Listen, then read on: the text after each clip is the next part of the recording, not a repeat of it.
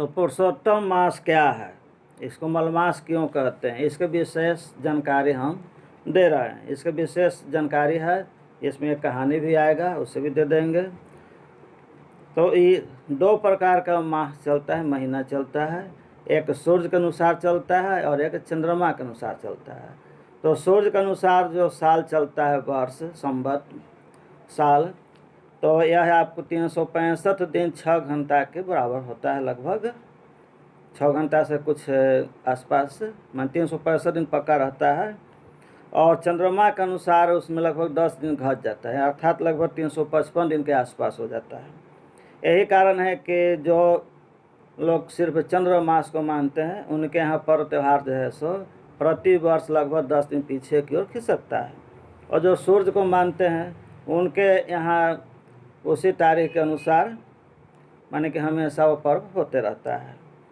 लेकिन हम लोग भारतीय लोग हिंदू समाज में, हिंदू धर्म में चंद्र और सूर्य दोनों माह को मान्यता देते हैं और दोनों को मिला करके चलते हैं। इसलिए हम लोग क्या करते हैं कि लगभग 3 साल पर 10 या 30 एक महीना पूरा होता है, तो एक माह हम लोग बढ़ा कर देते हैं, बढ़ा देते हैं, 13 महीना कर देते हैं। और फिर उसी तरह से दोनों मेकअप हो जाता है, दोनों मिल जाते हैं, बराबर चलने लगते हैं।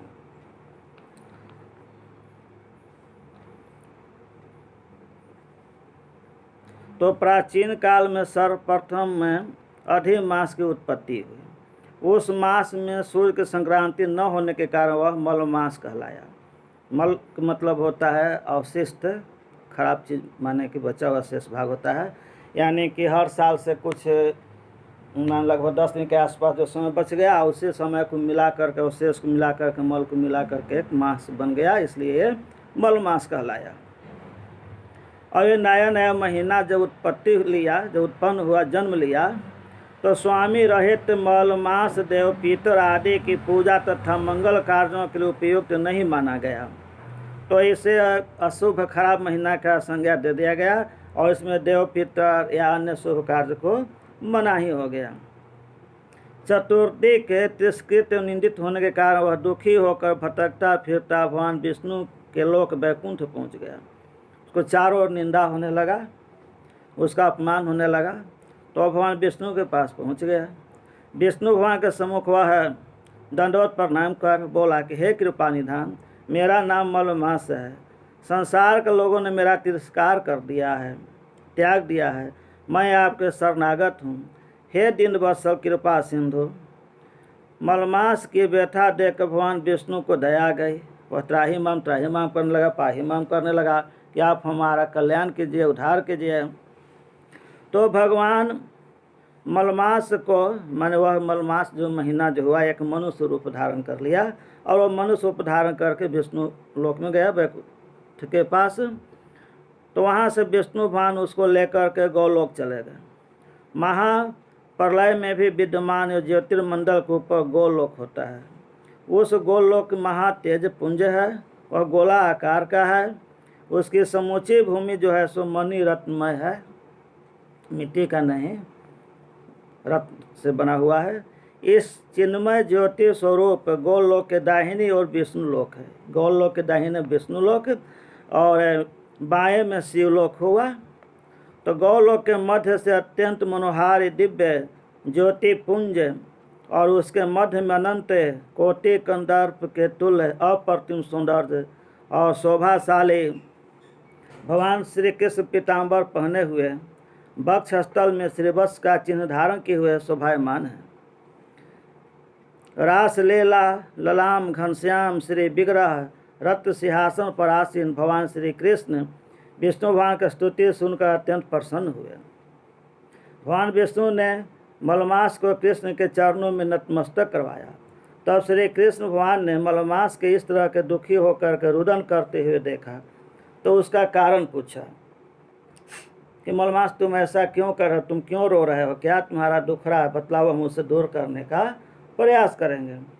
तब भगवान विष्णु ने मलमास के दुख का कारण बताया। यह अधिमास अर्क संक्रमण से रहित हो जाने के कारण मलिन मास हो गया। माने कि इस महीना में, एक महीना में जो है सो आपको सूर्यनारायण की संक्रांति नहीं होती है, यानी कि सूर्य के महीना के अनुसार इस महीना जो है सो गायब हो जाता है। इसीलिए यहाँ पर 2 माह बना दिया जाता है। उसे जो एक महीना जो हुआ सो 15 दिन शुद्ध है और 15 दिन अशुद्ध है, और बीच में मलमास होता है उसको अशुद्ध कहते हैं, और आगे पीछे शुद्ध होता है।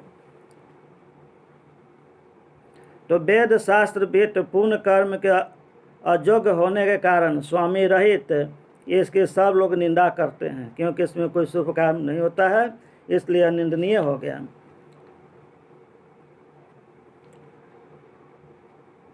हे ऋषिकेश, आपके अतिरिक्त दूसरा कोई भी इसके महान कलेश को निवारण नहीं कर सकता है, इसलिए इस दुखिया के दुख को, पीड़ा को आप हरण कीजिए, कष्ट को दूर कीजिए। तब भगवान श्री कृष्ण बोले कि विष्णु, आप मलमास को साथ लेकर यहाँ आए हैं, यह आपने बहुत अच्छा काम किया। अब मैं इसके ऊपर प्रसन्न होकर के अपना समान बना देंगे। अयम तो अधिक मासो अस्ति व्यापे तर संक्रमः मलिनो यमनु न अस्ति शुभम कर्मणि सर्वदा। यानी संक्रांति रहित मास में शुभ काम नहीं होते हैं। अहमेते यथा लोके प्रथित पुरुषोत्तम तथायमपि लोकेषु प्रथित पुरुषोत्तम।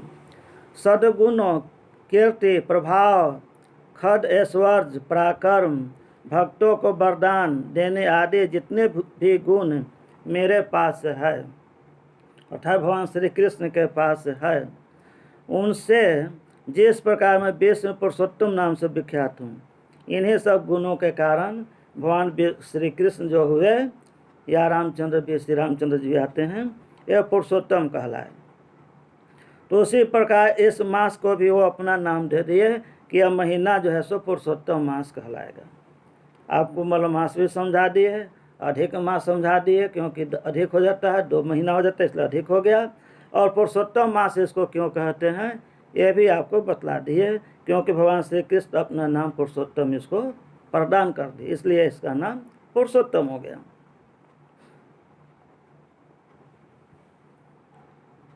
जो कोई श्रद्धा भक्ति से पुरुषोत्तम माह की पूजा करेगा उसको मरणोपरांत गोलोक की प्राप्ति हो जाएगी, क्योंकि यह महीना जो हुआ सो भगवान कृष्ण के समान हुआ। जय हिंद, जय भारत। लाइक, शेयर और सब्सक्राइब करें, कमेंट करें, अच्छी बातें दें, मेरे प्रोत्साहन को बढ़ाएं, ताकि हम और इस तरह का वीडियो दें। कुछ भूल चूक हो तो क्षमा करें। लाइक, शेयर और सब्सक्राइब करें। जय हिंद, जय भारत।